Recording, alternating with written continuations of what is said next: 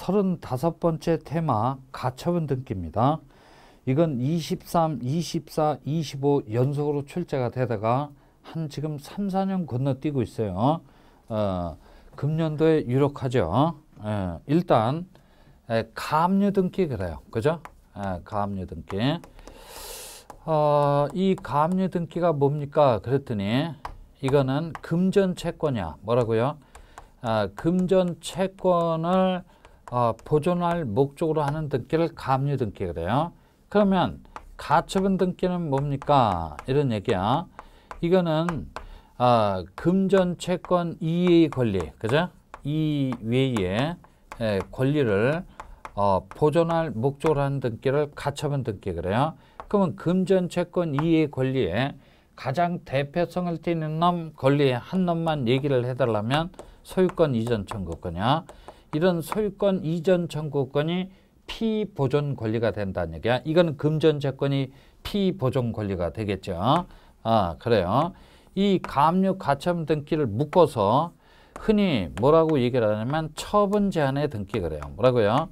처분 제한의 등기다 이렇게 표현하는데 이 처분 제한의 등기는 당사자의 신청에서 떨어지는 게 아니고 집행법원 그래요. 무슨 법원이요? 집행법원의 어떤 형식, 촉탁이란 형식으로 떨어지는 아주 독특한 등기입니다. 라는 얘기야. 독특한 등기입니다. 라는 얘기죠. 자, 그리고 이거 한 꼭지 기억을 해 두시고 그 다음에 소송을 전제로 한 가처분 등기를 제가 여기 칠판에다가 그릴 거예요. 이거를 기억을 해 두자 이런 얘기야. 여기 누구 소유 부동산이 있다? 갑 소유 부동산이 있어요. 그죠? 갑시기하고 을시기는 만나서 사고파는 무슨 계약? 매매 계약을 체결했다라고 가정을 해봅시다. 매도인, 매수인 이행할 거 다 이행했어요.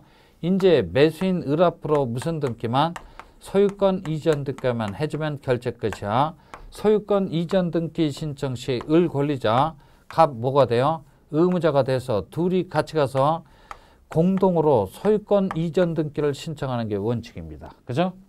원칙인데 권리자인 을시기는 등기소 가겠다고 하는 의사가 있어요. 등기 신청 협력 의사가 있다는 얘기지. 근데 의무자인 갑시기는 등기소 가겠다고 하는 의사가 없어요. 그럴 적에는 안 오겠다고 하는 놈 어거지로 데려오지 말고 그때는 네가 스스로 원고가 되고 등기소 안 오겠다고 버팅기는 놈을 피고로 삼아서 어떤 소송을 제기를 하라는 얘기야. 그죠? 보통 이전 소송이 되겠죠. 자, 소송을 제기를 했어요. 이걸 보고 양 당사자가 무슨 소송을 제기를 했다라고 표현하냐면 본안 소송을 제기를 했다라고 표현을 해요. 그죠? 그런데 이 본안 소송은 6개월이 걸릴지 1년이 걸릴지 2년이 걸릴지 기약할 수 없어요. 그죠? 후일 채권자, 가처분 채권자가 본안 소송에서 승소했다고 할지라도 집행할 거리가 없으면 본안 소송은 헛소송에 불과한 거야. 그죠? 그래서 후일 집행 곤란에 대비하기 위해서 가처분 채권자 을시기는 집행법원을 찾아가서 가처분 신청을 합니다. 그죠? 이 가처분 신청이 집행법원에 의해서 적법하다고 받아들여졌어요. 가처분 결정이 떨어졌다는 얘기야. 그러면 집행법원 판사는 관할 등기소 등기관한 때 본 목적물에다가 그죠? 본 목적물에다가 가처분 등기 그래요. 그죠? 가처분 등기를 씌워 놓으라고 어떤 형식? 촉탁이라는 형식으로 하게 됩니다. 그러면 이 촉탁서에 따라서 등기하니 등기를 해주면 되는 거야. 그래서 이제 등기부를 한번 그려보는데 이게 등기부 뭡니까? 갑구라고 쳐봐요. 그죠? 갑구라고 쳐봅니다. 여기 순위번호 1번 해놓고 소유권 이전 등기라고 해보자. 등기 원인은 매매라고 해보고 소유자는 갑입니다. 그죠? 을시기를 보고 가처분 채권자, 갑시기를 보고 가처분 채무자 그래요. 또는 소유자지. 소유자 그래요. 그래서 갑명의로 소유권 보존 등기가 떨어졌어요. 소유권 이전 등기가 떨어졌죠. 그 다음에 소유권에 관한, 그죠? 소유권에 관한 가압류나 가처분 등기는 항상 뭡니까? 주등기 형식으로 떨어져야 되니까 여기 독립번호 2번 떨어져요. 그러면 목적란에 가서 뭐라고 써 있냐면 가처분 이렇게 써 있어요. 그죠? 그리고 이제 여기는 보존해야 할 권리, 뭐 소유권 이전 청구권입니다. 사건 번호, 집행법은 어디입니다. 뭐 별의별 내용이 다 나오는데 다 의미 없고 가처분 등기에서 가장 핵심은 금지사항이야. 그죠? 금지사항은 어디에 기록이 되어 있냐면 권리자 및 기타 상란에 가보면 본 목적물에 대해서 매매, 증여, 담보권 설정 등 일체 처분 행위를 할 수 있음 없음? 없음. 그죠? 이렇게 꽉 묶여져 있어요. 집행법원은 어디입니까? 남부지방법원입니다. 이렇게 딱 떨어졌다는 얘기야. 이 가처분 등기가 딱 떨어지면 이 갑소유 건물은 현 상태에서 꽉 붙들어 매지게 되었어요. 움직일 수 없는 게 원칙이라는 얘기야. 그죠? 움직일 수 없는 게 원칙입니다. 그런데 그럼에도 불구하고 이 목적물의 소유권은 갑이 가지고 있어. 갑은 소유자입니다. 소유자는 처분의 자유가 있어서 갑시기는 제3자 병시기하고 만나서 얼마든지 매매계약 체결할 수 있어요. 그죠? 이런 유효한 거래 행위를 할 수 있다는 얘기야. 유효한 거래 행위에 기초해서 병 앞으로 소유권 이전 등기해달라고 신청을 했어요. 그죠?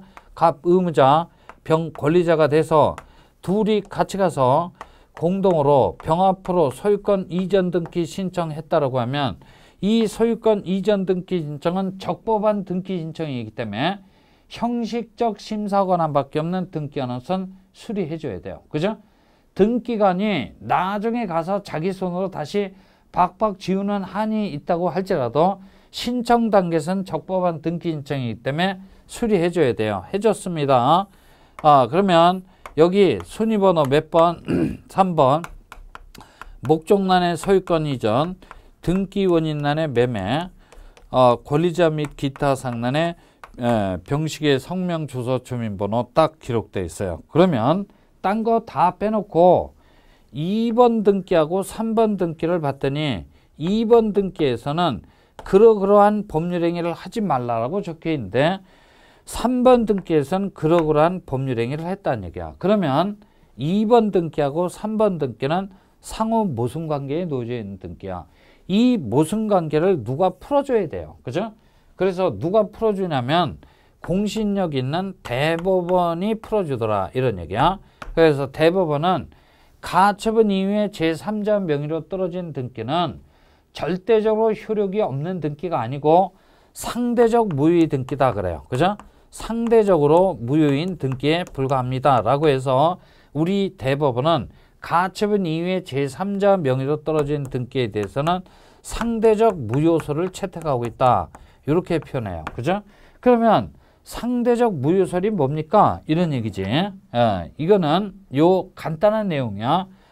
지들끼리야. 그죠? 갑과 병사에서는 유효한 거래 행위를 할 수 있고 이 유효한 거래 행위에 기초해서 병 앞으로 떨어진 등기도 무슨 등기야? 효력이 있는 등기야. 그죠? 이 이후에 뭐 정식이한테 또 팔았다. 정식이가 누구한테? 무식이한테 또 팔았다. 그러면 이것도 다 유효한 거래행위고 각각 앞으로 떨어진 등기도 효력이 있는 등기야. 그죠? 다만 제3취득자 병식이가 본안소송에서 승소한 을을 찾아가서 내가 소유자입니다 라고 대항 또는 주장할 수 있다 없다? 없다는 얘기야. 그죠? 그러면 병하고 가처분 채권자 관계에서는 이 등기는 효력이 있는 등기다 없는 등기다?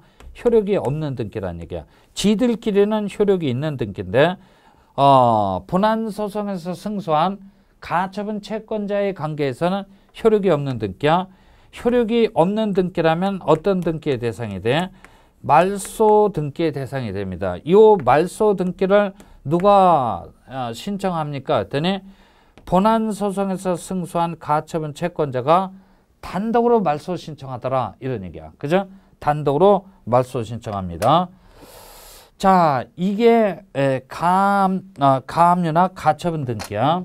그래서 그 가처분 등기에 관한 의의, 그 다음에 신청 절차, 가처분 등기 이후의 말소, 그 다음에 당해 가처분 등기는 어떻게 지우는지를 차례대로 써놨으니까 여러분들이 참조를 해주시고